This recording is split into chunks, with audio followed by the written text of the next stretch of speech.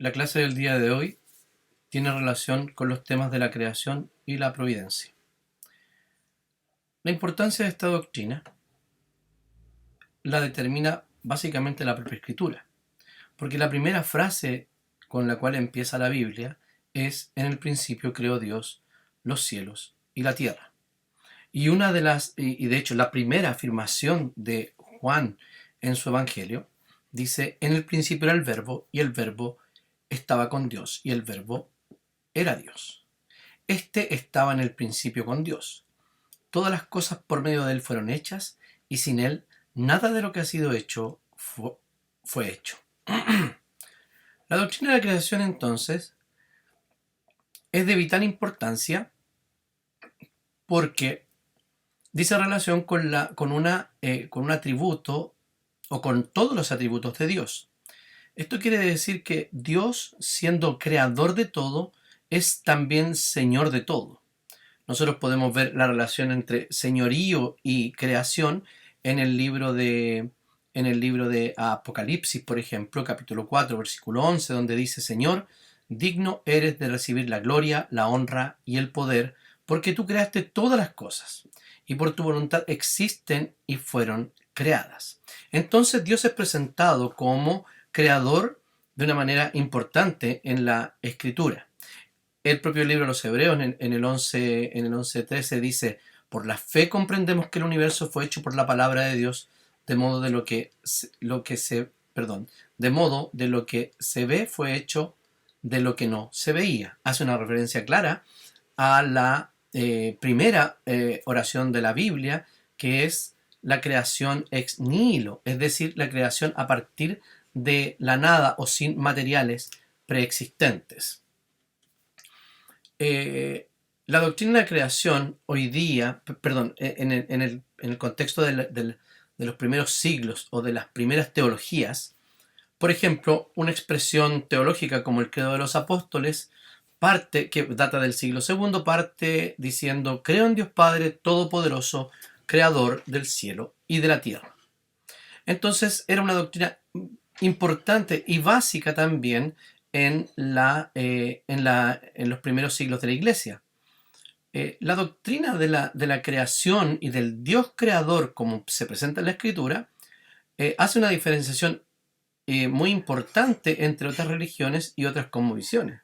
Por ejemplo, tenemos teogonías como las que nos escribe Hesíodo desde la cultura griega, donde todo estaba no desordenado, era claramente un caos, pero la creación se produce a partir de la pelea de dioses, y de ahí se produce una creación. En las cosmovisiones de los pueblos originarios podemos ver nosotros un fuerte animismo, es decir, que son espíritus los que están detrás de las cosas naturales y de las cosas que comemos, del volcán que hace erupción, de la lluvia, del viento, etc. Aunque esas culturas son claramente minoritarias en muchas partes del mundo, pero han calado también en la cosmovisión de la propia religión criolla, ¿cierto? Podemos ver en el catolicismo cuestiones muy similares a este tipo en el catolicismo popular, estas cuestiones parecidas a relaciones con ánimas y etcétera. Este es el caso de las cosmovisiones. Y así para adelante nosotros podemos ver varias filosofías que no tienen a Dios como creador. Cuando pensamos en esto, decimos: bueno, pero ¿qué pasa con los descubrimientos científicos? Bueno, los descubrimientos científicos son una prueba de cómo las cosmovisiones influyen en la interpretación de la realidad. Por ejemplo, nosotros podemos ver cómo los mismos descubrimientos científicos hacen llegar a los científicos a distintas conclusiones. Me estoy refiriendo, por ejemplo, a cuestiones relacionadas con la geología, por ejemplo. Algunos dicen sí, la tierra o la cordillera de los Andes, por ejemplo, fue creada o hecha por un golpe masivo de la placa de Nazca en la placa sudamericana, y ahí se recogió la Tierra, por decirlo de alguna manera, y esto lo vemos en los registros, en las capas de la Tierra que podemos ver en el Cajón del Maipo, por ejemplo. Pero uno puede decir perfectamente, sí, esa fue la forma que Dios usó para crear las montañas. O sea, ¿qué quiero decir con esto? Quiero decir que la ciencia se interpreta a partir de presupuestos. Entonces, podemos tener muchos científicos cristianos, como por ejemplo Francis Collins, John Lennox y también Alistair McGrath, que son hombres que han estudiado la ciencia y han hecho un aporte inmenso, por ejemplo, y precisamente Francis Collins en la dirección del proyecto Genoma Humano, donde podemos ver un tremendo aporte a la genética, y él dice simplemente que cuando hace el descubrimiento científico, lo que está haciendo el ser humano es asomarse, abrir una cortina para ver el diseño que Dios ha hecho. Entonces, como ya dije, entonces la doctrina de la creación se podría transformar en un potencial diálogo entre el cristianismo y las ciencias naturales. Eso es un hecho. Algunas cuestiones preliminares es que el acto creador en sí mismo es un misterio para nosotros, porque exactamente no sabemos cómo vino a existir el universo. Sí sabemos que vino de la palabra de Dios, y eso es lo suficiente que necesitamos porque Dios nos ha revelado aquello. Pero en él hay cosas que nosotros no podemos comprender. Nosotros no podemos crear por decreto. No podemos llevar a la práctica decir y que algo aparta de la nada. De hecho, el universo no es eterno. El tiempo y el espacio tuvieron un momento de inicio, de existencia. Entonces no podemos nosotros experimentar ni imaginarnos una existencia independiente, porque nosotros dependemos del tiempo y del espacio, y siempre hemos mirado en estas mismas categorías. La Escritura nos dice que no todo el tiempo fueron así las cosas, que vino un momento en que todo vino a la existencia. Entonces el espacio y el tiempo son dimensiones del tiempo creado, y Dios no está de ninguna manera atado por ninguna de esos dos elementos que Él ha creado, ¿ya? Como nos sucede a nosotros. Porque el orden del mundo no se ha creado a sí mismo, sino que, y tampoco se puede sostener a sí mismo, sino que como Dios mismo lo puede hacer, Dios tiene existencias por sí mismo y sustento de existencia por sí mismo. La estabilidad entonces depende que Dios actúe de manera permanente en el universo. Por ejemplo, si hablamos una de las leyes del universo, podemos hablar de la fuerza de gravedad. Y yo tengo aquí un pañito muy liviano, pero lo soltamos y esto cae. Podríamos decir, oh sí, lo que pasa es que Dios decretó esta ley y esta ley funciona de manera automática. Eso es deísmo. Nosotros creemos que Dios actúa de manera permanente, actuando en este sistema que no es un sistema cerrado. Entonces, el creador interfiere, el creador se mete en su creación para, por ejemplo, hacer milagros. Aunque ya está sustentando por su providencia toda la creación, Él suspende ciertas cuestiones que son naturales y las cambia para beneficio y para su propia gloria. Y para el beneficio de su pueblo. Por ejemplo, la creación de nuevas personas en la procreación humana. Somos creación de Dios. Y aquí es un tema tremendamente importante porque creemos que el Señor da la vida y transmite el alma allí en ese ser que se está creando desde el momento de la concepción. Entonces, algunos podrán decir, y de esto se ha dicho públicamente, que nuestra iglesia no tiene una posición respecto al aborto. Nuestra iglesia sí tiene una posición.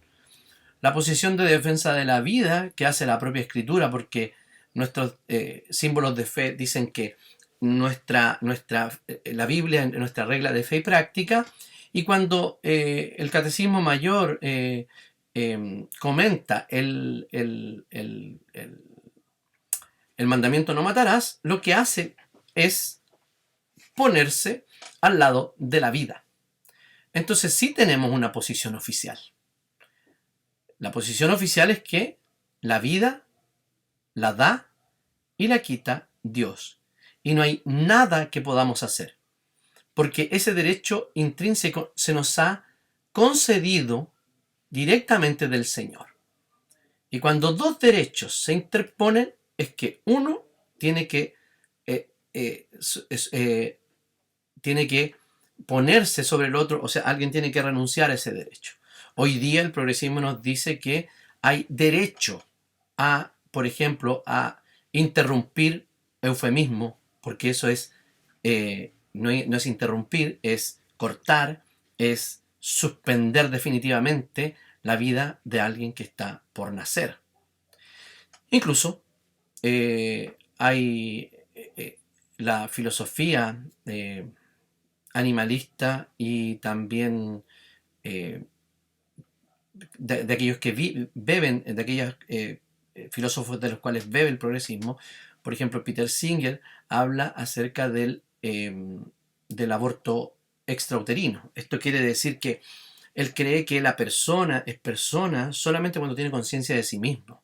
Entonces los primeros días, tal vez los primeros meses, no es persona y no se consideraría un delito en primer grado, sino se consideraría simplemente un aborto que muchas naciones hoy día lo tienen como legal. Nosotros aquí en Chile en 3 causales. Cuando hablamos de la creación de Dios y de Dios como creador, nos ponemos exactamente frente a lo que la cultura enseña. ¿En qué sentido? Por ejemplo, cuando comenzó el auge de las teorías evolucionistas, era con ellos los cuales nosotros estábamos batallando. Sin embargo, cuando miramos hoy día, no son los evolucionistas aquellos que creen que que hemos venido de organismos unicelulares y a lo largo del tiempo nos hemos adaptado y hemos salido del agua y hemos subido a los árboles y hemos bajado de ellos y nos hemos convertido en seres humanos. Esto es muy caricaturescamente, pero revela más o menos la orientación que tiene el evolucionismo. Cuando nosotros pensamos en eso, no nos parece hoy día que la gente esté pensando en eso. ¿Por qué razón? Porque hoy día la gente está pensando en otra cosa, y voy a decir en qué. La gente hoy día no está pensando de dónde venimos. La gente está pensando en qué me puedo convertir. ¿Y en qué sentido? Hoy día, la filosofía actual y la cultura dice que nosotros podemos o debemos deconstruirnos. ¿Le suena el término? Y luego poder construirnos a nuestra imagen y semejanza. Y ni siquiera nuestra imagen y semejanza, sino según nuestra propia imaginación. El deconstruccionismo lo que pretende es tomar el lugar creador de Dios. Por eso los ideólogos de género hoy día lo que dicen es que cualquiera puede deconstruir algo que le han enseñado culturalmente y construir sobre eso una nueva identidad.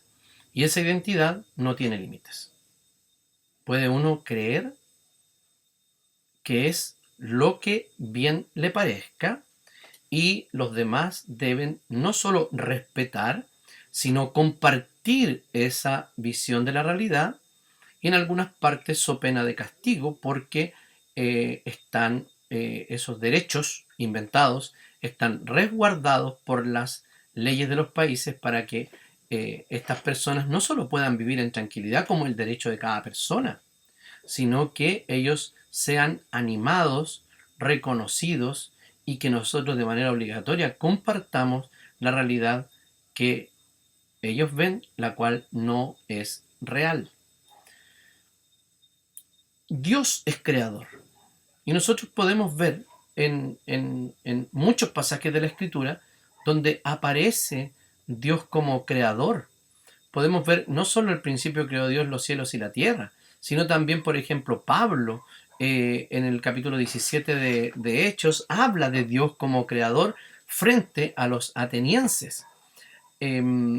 Podemos ver también un montón de alusiones a la creación de Dios en los libros proféticos.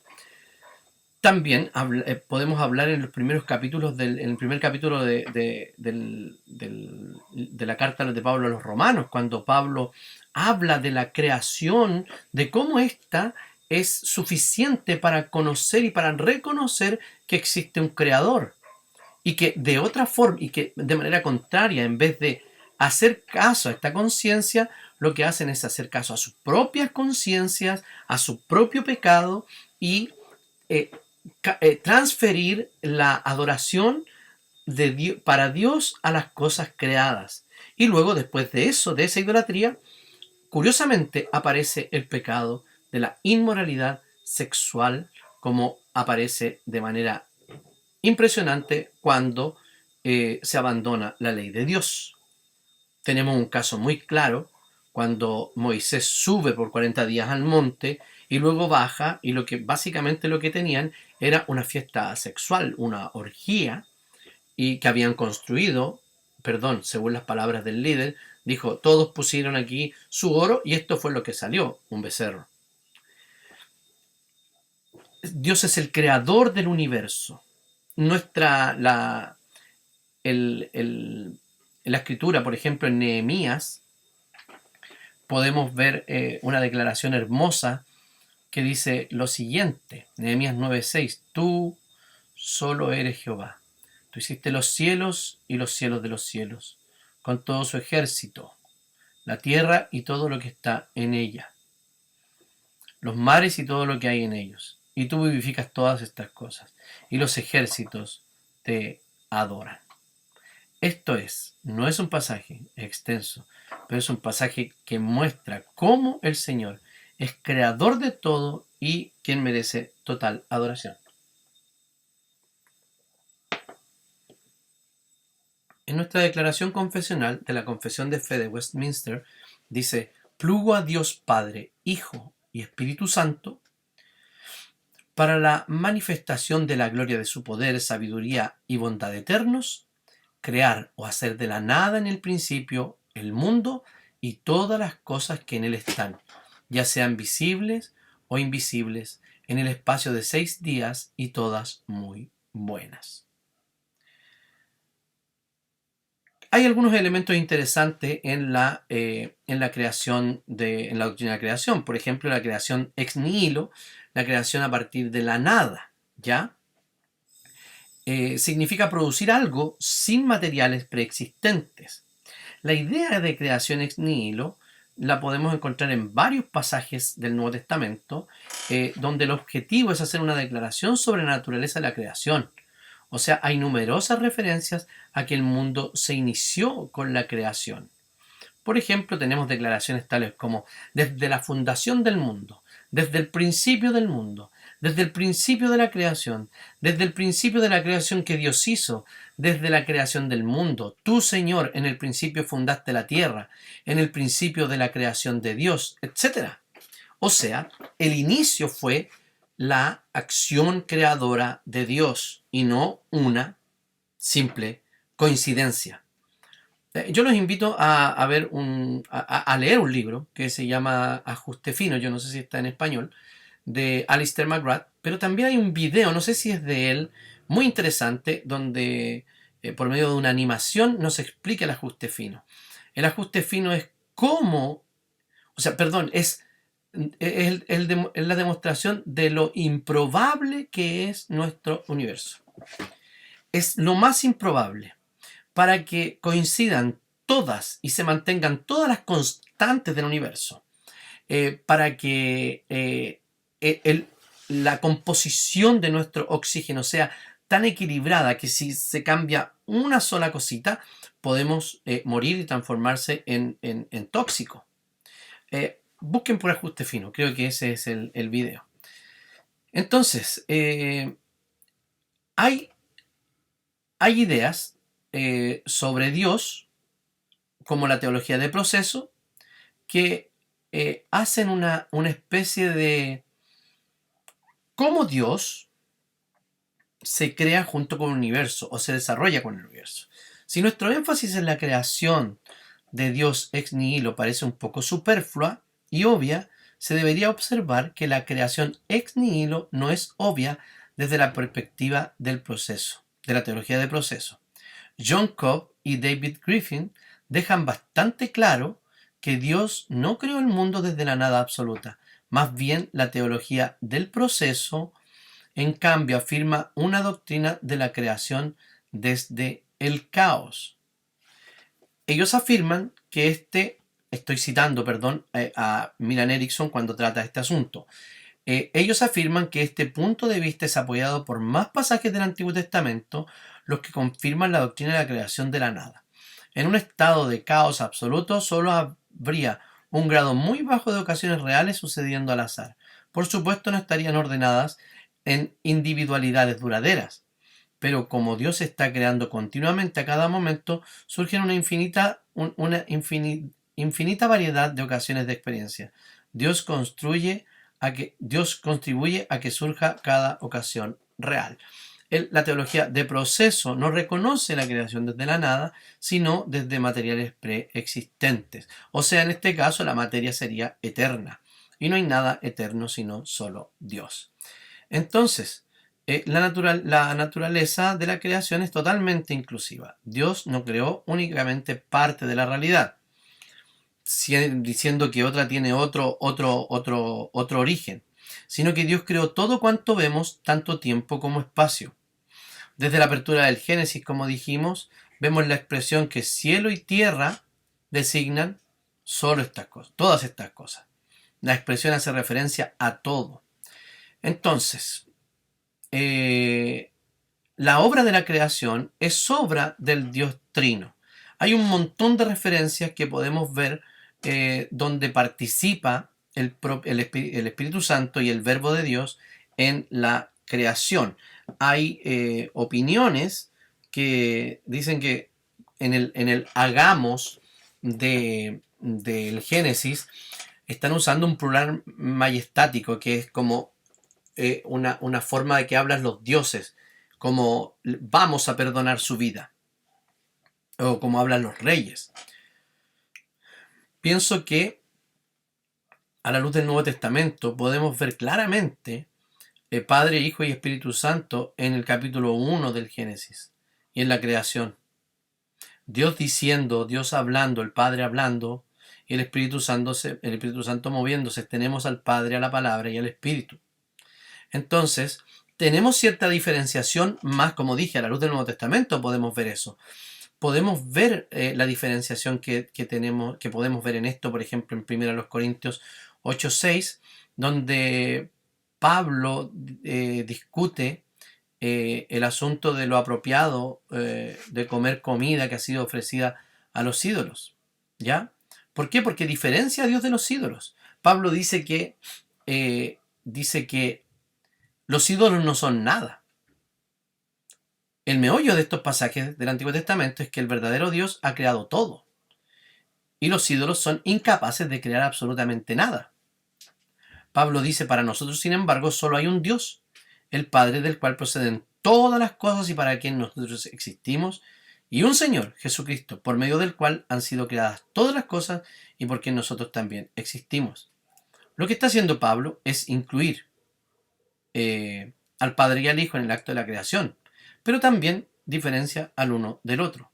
El Padre aparentemente tiene una actuación más destacada, ¿cierto? Él es la fuente de donde proceden todas las cosas. El Hijo es el medio por el cual todas las cosas vienen a una existencia, ¿sí? O por viene a una existencia absolutamente todo. Aquí en la creación, La creación es fundamentalmente una obra del Padre, la hizo por medio del Hijo. Él es el principio de la creación, el marco conductor, el principio rector de la creación, no el principio como una creación, el fundador de la creación. Y también tenemos varias referencias al Espíritu Santo en la creación, en Génesis, en Salmos, en Job, etc. Hay algunos de estos casos que es difícil determinar claramente cómo el Espíritu Santo está obrando, pero podemos ver en algunos pasajes que es absolutamente claro. Yo lo veo muy claro en el relato de la creación, cuando el Espíritu se mueve a través en medio de las aguas, o sobre las aguas. Entonces, el arquitecto diseña, otro lleva a creación, otro sustenta, etc. Hemos sido creados por el Dios Trino, ha venido a existencia por el Dios Trino, y es el Dios Trino quien nos sustenta en todo cuanto hacemos y en el espacio en el que vivimos. El propósito de la creación es la gloria de Dios. La Escritura nos dice que la creación, que el propósito de la creación no encuentra otro propósito fuera de Dios, sino solamente en Dios mismo. No significa que Dios crea, como nosotros podríamos pensar, como una especie de egocéntrico para recibir gloria y alabanza, sino para manifestar su propia gloria. Hay muchos que no reconocen la gloria de Dios. Y eso no quiere decir que Dios no tenga gloria y que Dios no manifieste su gloria en el espectáculo de la creación. Entonces, lo que hace la creación es no solo manifestar su gloria, sino también servir como testigo de juicio delante de ellos.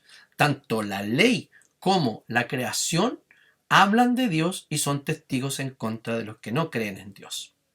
Entonces, cómo nosotros miramos, el creyente mira la creación y se armoniza esa creación con el Creador. Lo único que nosotros podemos hacer son expresiones de gratitud y de amor y de adoración. Tenemos muchos salmos donde ponen a Dios como el Creador y a nosotros adorándole en gratitud por esa creación. Estamos tan inmersos en esto, en el lugar donde vivimos, en la familia que tenemos, que a veces nos olvidamos de que todo esto proviene de Dios. La paz que tenemos en el corazón, la bendición de las familias. ¿Cómo podemos ver cuando vamos a un lugar especialmente bonito el diseño divino? Cuando miramos incluso las estrellas, los que vivimos rodeados de casas o de edificios, podemos mirar las estrellas, la luna, el sol. Es maravilloso cómo Dios ha creado este mundo. Un mundo que hoy día está caído, sí, pero que en algún minuto será restaurado con la venida del Señor Jesucristo. Entonces, hay algunas teorías que han venido para sustituir la doctrina de la creación. Por ejemplo, hay ciertas doctrinas, por ejemplo, la doctrina dualista, que intenta demostrar que Dios y la materia son eternos. Por ejemplo, lo que cree la mayoría de la gente en realidad es que esto nunca tuvo un inicio. En realidad siempre existía algo de lo cual vino esta creación. Entonces Dios no es el creador, lo que sería tal vez el transformador o quien arma a partir de materiales existentes esto que tenemos acá. Entonces, no necesitaría incluso el sustento de Dios. Son cosas distintas. La teoría también de la evolución, esa ya la hemos visto, ¿cierto? La teoría de la emanación se le llama panteísmo monista. Básicamente es que el mundo y Dios son unos. ¿Ya? Este panteísmo, Dios está preso de su propia creación. La Biblia enseña tanto la inmanencia de Dios, que Dios está en su creación, y la trascendencia de Dios, que Dios es distinto a su creación. Ambos elementos están en la Escritura, pero Dios es tanto inmanente como trascendente. Entonces, cuando hablamos del panteísmo, lo podemos ver claramente en esoterismos modernos que están muy de moda, ¿cierto?, en nuestra cultura, pero también en cuestiones, en culturas como las, como la, en India, podemos ver claramente este tipo de panteísmo. Bueno, también lo podemos ver en algunos teólogos, sobre todo eh, modernos, no contemporáneos, modernos, que suponen que la materia es eh, una especie de celda para Dios y que Dios no actúa de otra manera sino por medio del mundo. Con respecto a a la teoría de la evolución, ya, como dije, ya lo hemos dicho. Algunos teólogos abogan por la evolución teísta o la evolución creativa, que ciertamente la evolución fue la forma en que Dios lo hizo. Nosotros no estamos en posición de declarar eso. Dios es el creador. ¿Y cómo dialogamos entonces con las filosofías modernas y con las teorías modernas, incluso con los descubrimientos que hoy día contemporáneos que estamos viendo en la ciencia? Sí, nosotros podemos ver algunas evoluciones o microevoluciones, pero saltos de especie. Vemos a Dios creando las especies. Porque claramente hay caballos muy distintos y razas de perros muy distintas, ¿cierto? Y ranas que se han adaptado a ciertos lugares. Pero siguen siendo ranas, siguen siendo perros, siguen siendo caballos. Seguimos siendo humanos, ¿cierto? Nuestra composición corporal ha cambiado, claramente. Eh, Hoy día mucha gente creía que era un vestigio el apéndice.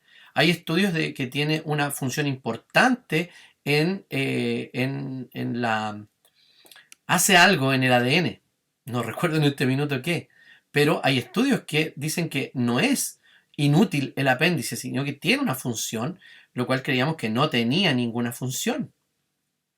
Entonces creemos que hay microevolución o evolución dentro de las especies, adaptaciones al medio. Pero saltos de especie, vemos que Dios ha creado las especies diferentes unas de otras. ¿Ya? La obra creativa de Dios, entonces, es muy distinta a lo que eh, la filosofía y algunas teologías creen. Eh, ¿Cuál es el significado teológico de esta doctrina? Y aquí estoy siguiendo a Milan Erickson. La doctrina de la creación es una declaración de que no hay realidad última aparte de Dios. En segundo lugar, el acto original de la creación divina es especial. No hay otro acto de creación. La doctrina de la creación también, dice Erickson, significa que nada es intrínsecamente malo. Todo procede de Dios. Y la narración de la creación dice 5 veces que él vio que todo lo que había hecho era bueno. La creación era frágil, era perfecta, pero también era frágil. Y lo podemos ver en la caída. La doctrina de la creación también impone una responsabilidad sobre los humanos. La doctrina de la creación también evita menospreciar la encarnación de Cristo. Si el mundo material fuera intrínsecamente malo, entonces sería muy difícil aceptar el hecho de que la segunda persona de la Trinidad, el Verbo, se haya venido a encarnar en un cuerpo físico y en un alma física, convertirse en una persona. Si toda la creación ha sido hecha por Dios, habrá una conexión entonces y una afinidad entre sus distintas partes. Aunque la doctrina de la creación excluye cualquier dualismo, también excluye cualquier tipo de monismo que considere que el mundo como algo que emana de Dios. Respecto a la creación del mundo espiritual, respecto a este asunto, según la Escritura, la creación se divide en un ámbito espiritual y un ámbito material, cielo y tierra. Por ejemplo, dice en Colosenses 1:16, porque por medio de él fueron creadas todas las cosas en el cielo y en la tierra, visibles e invisibles, sean tronos, poderes, principados o autoridades.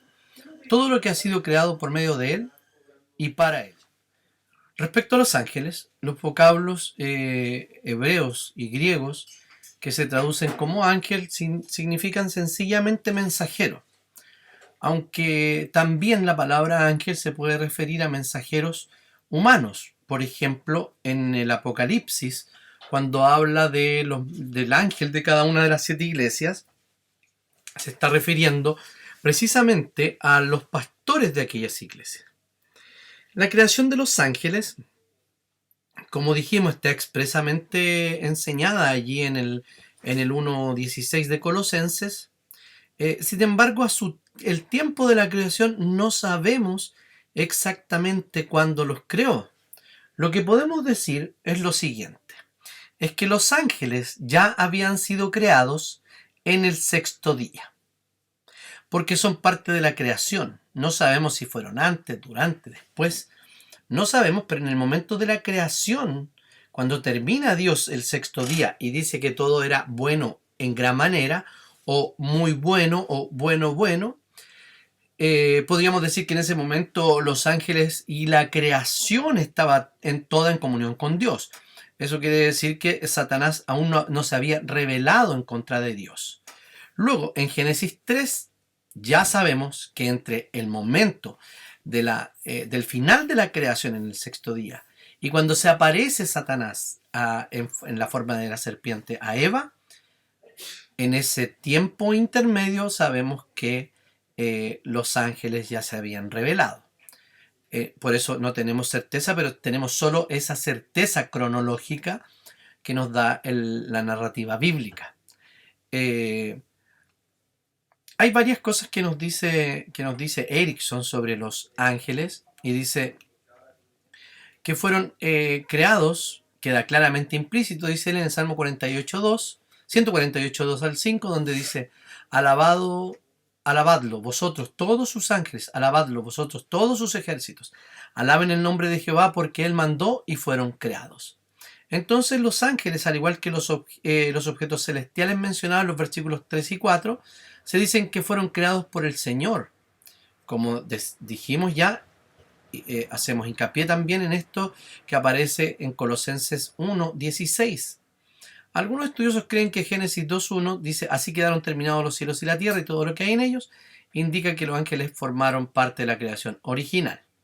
No sabemos, como dije, exactamente dónde está, pero en ese momento ya fueron creados y en el momento de la tentación ya habían caído.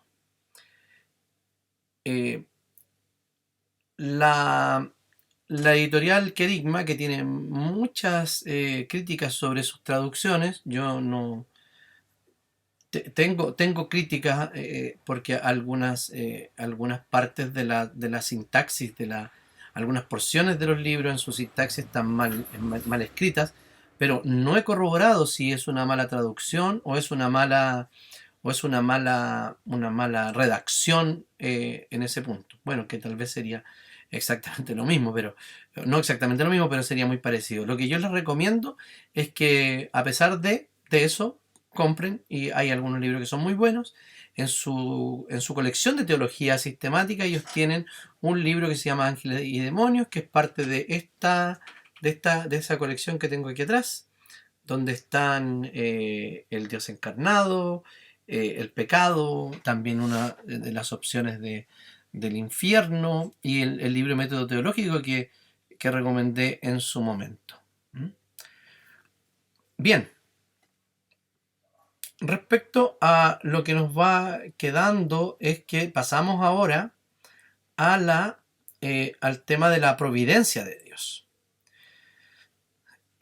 Dios solo no creó el mundo, sino que también lo sostiene. Eso es lo que dice la doctrina de la providencia. La creación entonces nos conduce lógicamente a esta doctrina, que Dios crea y sostiene. ¿Y cómo sostiene? Según su providencia. La definimos así, según tomando la definición de Luis Berkhoff, que dice: la providencia es aquella operación divina por la cual Dios cuida de todas sus criaturas, manifiesta su actividad en todo lo que ocurre en el mundo y dirige todas las cosas hacia un fin determinado. Esta doctrina incluye 3 elementos: El primero es el ser divino, el segundo su actividad y el tercero el propósito de todas las cosas. La obra preservadora de Dios necesita ser diferenciada de su obra de creación, aunque estas son inseparables, pero sí diferentes. La preservación o la providencia es una obra divina grande y grandiosa, no menos que crear cosas de la nada, pero sí son distintas en ese sentido. La creación produce existencia, la providencia es persistente en la existencia. La providencia es conocida por toda la gente de alguna forma, aunque no como el cuidado misericordioso y cariñoso de un Dios, de un Padre Celestial. Incluso se le da cierta personalidad a la naturaleza, diciéndole Pachamama, Madre Tierra, o simplemente cuando dice que pasa algo y la gente dice la naturaleza es sabia.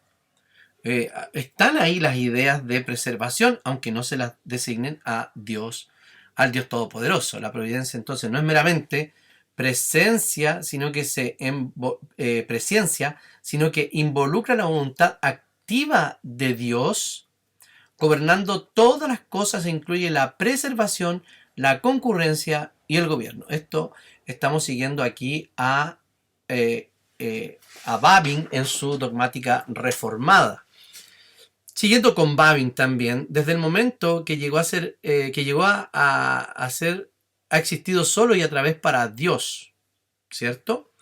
Aunque distinto de su ser, no tiene existencia independiente. La independencia equivale a la no existencia. Todo el mundo, con todo lo que es y ocurre en él, está sujeto al gobierno divino.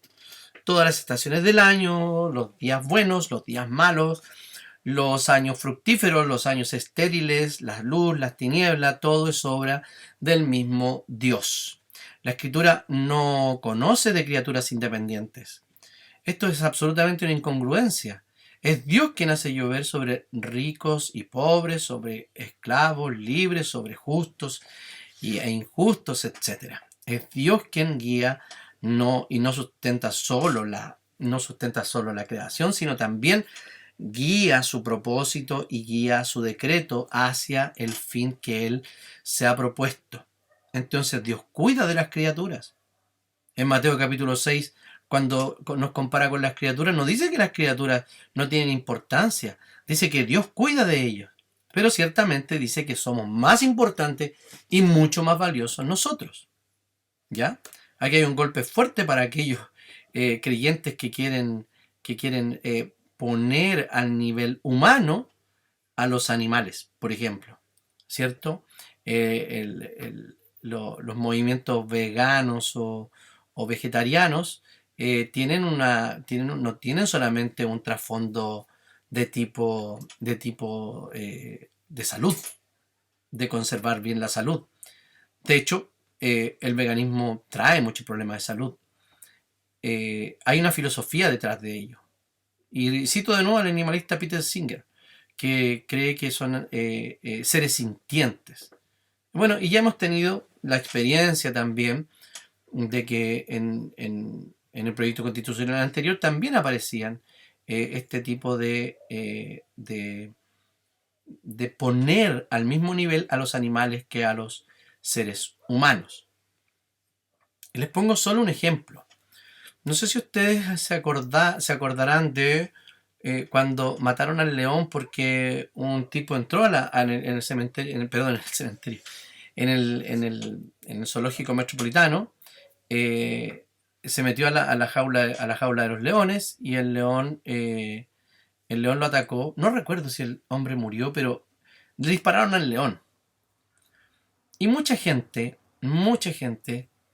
decía que debían matar al hombre porque se había metido en su espacio, porque él sabía lo que le podía pasar, porque era un loco, etc.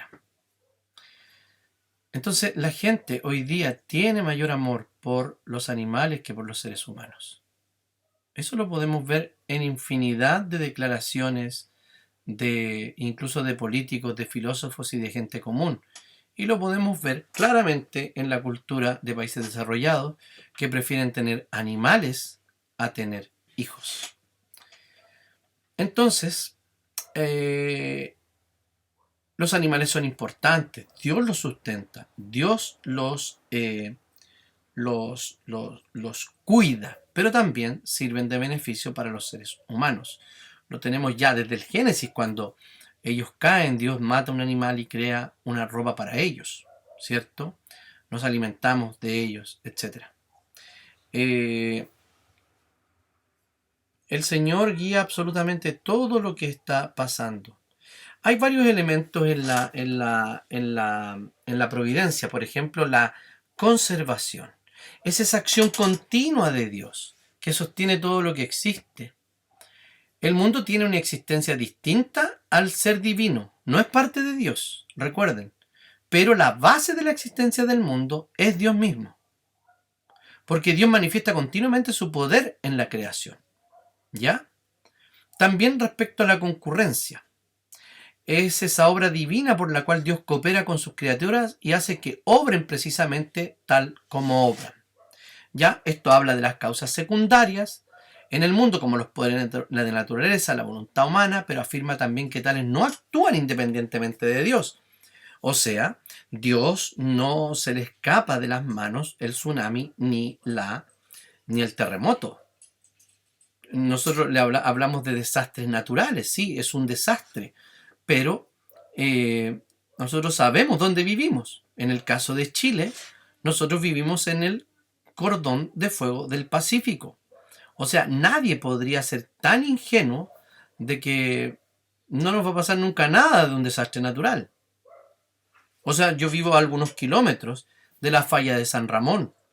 Y aquí, tanto en la Florida, Peñalolén, etcétera, hay casas construidas sobre la falla de San Ramón. Y hay una central nuclear, si es que no me equivoco, muy cerca de la falla de San Ramón. Entonces, el mundo caído está transformado así y las placas tectónicas tienen sus movimientos, pero a Dios no se le escapa. ¿Ya? También nosotros debemos actuar de manera prudente. Japón vive en una roca que está también expuesta a muchas cosas.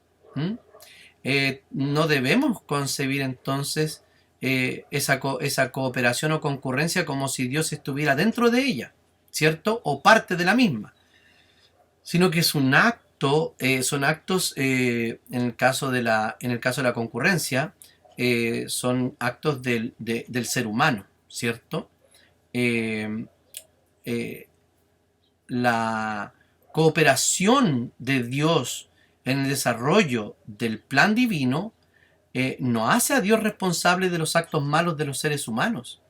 E incluso podríamos interpretar que algunos de los actos de los seres humanos provocan el juicio de Dios. También respecto al gobierno. Dios continúa gobernando todo el universo. Y es así como nosotros debemos vivir. Nosotros no somos parte, ni tampoco tenemos nuestra esperanza en los gobiernos humanos. No podemos poner nuestra confianza en gobiernos humanos. Muchos pusieron confianza en gobiernos humanos, tanto, y no digo que no haya que participar políticamente, sino que la confianza, la fe, la esperanza la pusieron en un determinado tipo de gobierno, ya sea izquierda o derecha o centro o lo que sea. Cuando hacemos eso, desconocemos que Dios es quien dirige y quien está por sobre los reyes. Los milagros también son un elemento de la providencia. No todo es milagro, ojo. Hay gente que dice, miren, salió el sol, es un milagro. No, eso es providencia. Los milagros son providencia extraordinaria. Dios usa causas secundarias, por ejemplo, para hacer milagros. También algunos niegan los milagros diciendo que rompen las leyes de la naturaleza. Sí, rompen las leyes de la naturaleza. De hecho, esos son los milagros. Por ejemplo, hay milagros acreditados de personas que han tenido tumores, que yo he visto, y que en la sesión siguiente no lo han tenido. Y no es por una falla del escáner o de la resonancia magnética.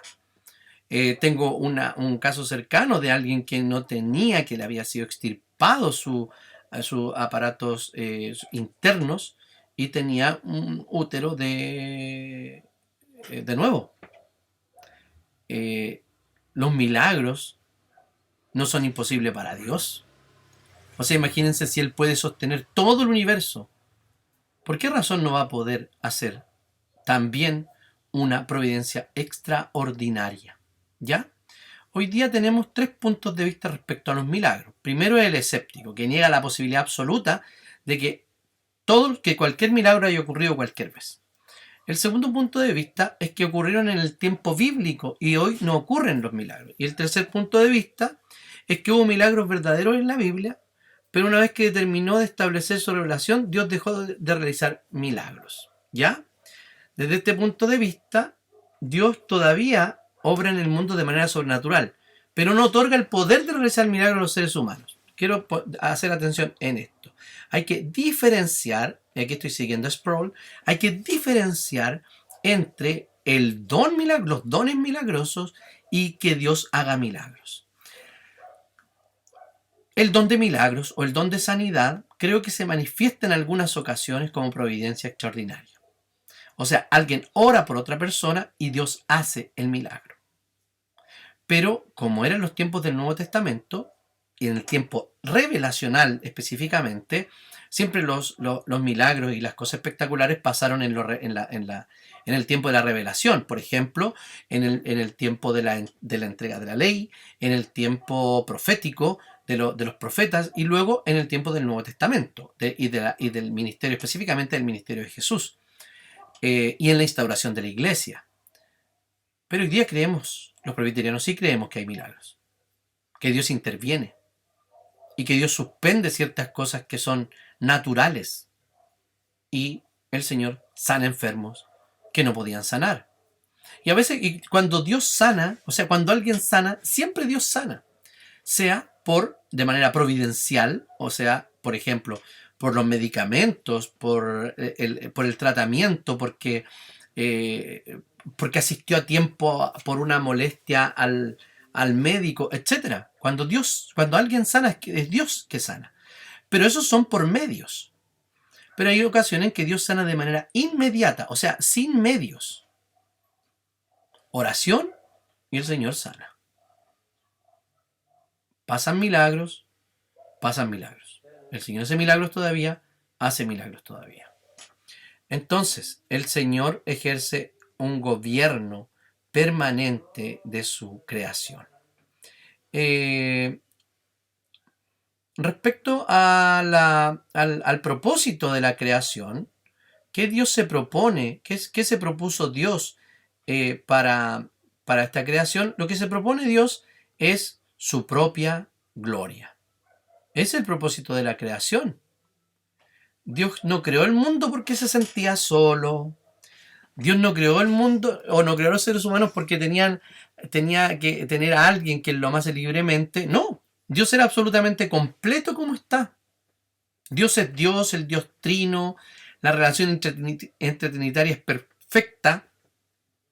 En estricto rigor no es necesaria la creación o intrínsecamente necesaria. La Trinidad se basta a sí misma. Porque vive y existe en una relación de amor.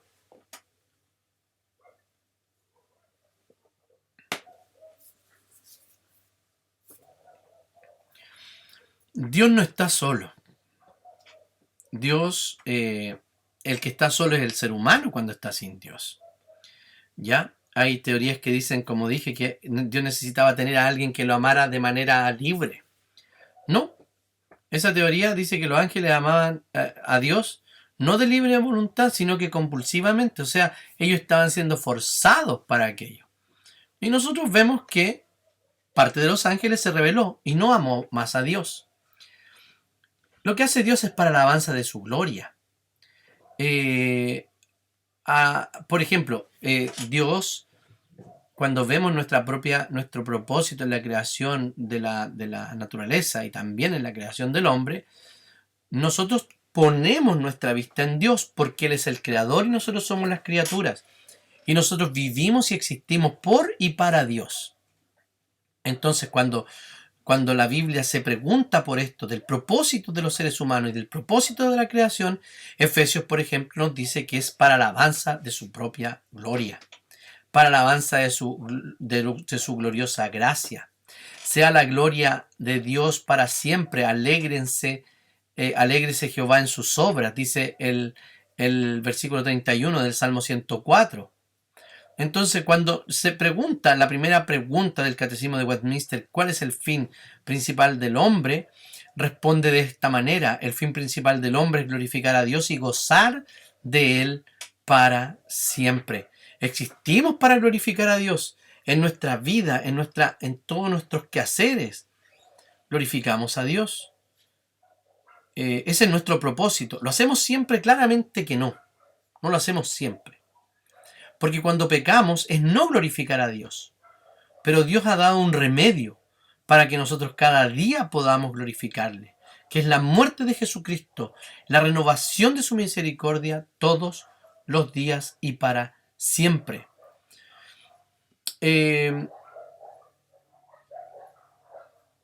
Otro asunto importante es cómo Dios nos pone a nosotros en una posición especial respecto a la creación. Aquí vamos a tocar algunas cosas que son propias de la antropología y lo vamos a ver muy rápidamente. Entonces, Dios crea al ser humano con tres tipos de relaciones: la espiritual, la social y la cultural. ¿Ya? Estos son los elementos que confluyen para la plena realización y felicidad de los seres humanos. La primera es muy importante porque es la relación espiritual. Y hay tres particularidades en la creación que apuntan para el hecho de que Dios desea tener una relación íntima con el ser humano. Primero, el hombre fue creado a imagen de Dios, ¿cierto? La segunda fue la instrucción del día de descanso, porque proporcionó un día para la íntima relación con Él. Y la tercera fue la orden divina del ser humano de no comer del fruto del árbol de la ciencia del bien y del mal. Si esa orden hubiese sido obedecida, Dios, Adán y Eva continuarían manteniendo una relación linda y personal, y eso el resto de la humanidad. Nada se podría oponer a esa relación. También está el mandato espiritual, que tiene que ver con nuestra relación personal con Dios. Nosotros, lo más importante es nuestra relación con Dios. Somos la corona de la creación y somos los mayordomos. Somos los administradores de esta creación. Entonces, nuestra relación o objetivo de obedecer este mandato consiste en conocer gradualmente, aceptar y creer la realidad de la presencia del Dios Trino en todas las áreas de nuestra vida. No existe ningún área, nada en nuestra vida que Dios no conozca, no comprenda y no vea.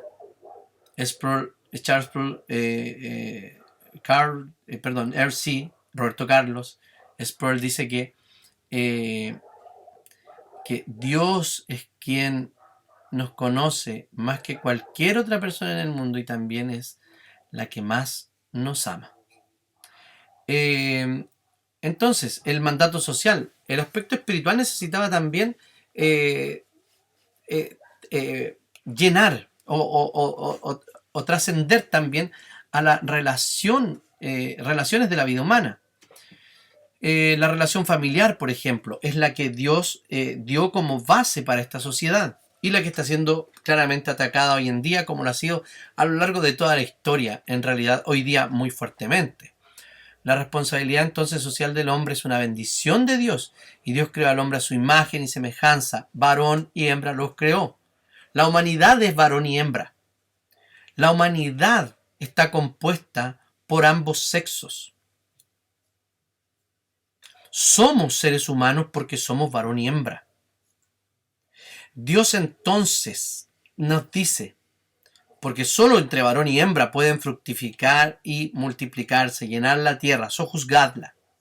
Señoread en los peces del mar, en las aves de los cielos y en todas las bestias del campo que se mueven sobre la tierra. Entonces, este mandato que Dios nos da, nos dice que nosotros debemos, nos dio la bendición de ser fructíferos, nos dio la bendición del compañerismo entre dos personas, nos concedió la bendición de perpetuarnos en nuestros hijos y dejar descendencia, y también nos concedió la bendición de la relación sexual. Todo esto agrada a Dios.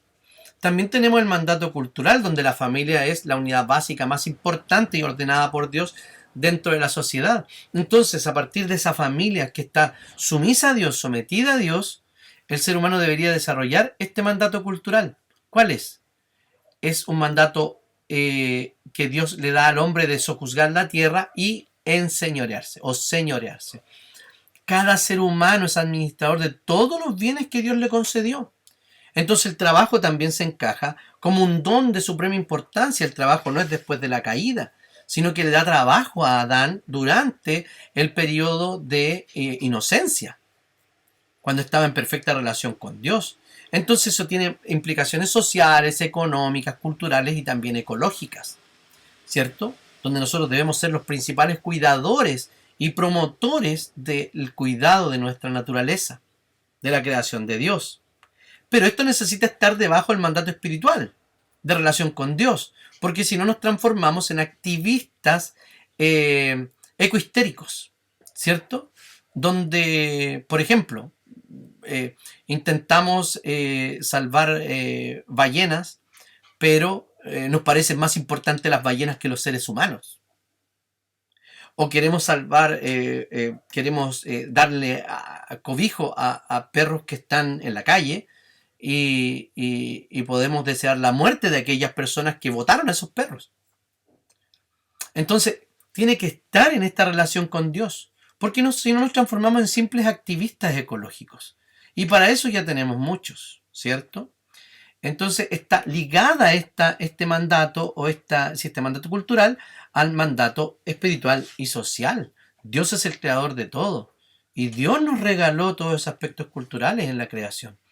Entonces Dios quiere ser honrado, servido y adorado en todas las esferas de la vida. Aquí estoy siguiendo a J. I. Packer en teología, en teología concisa.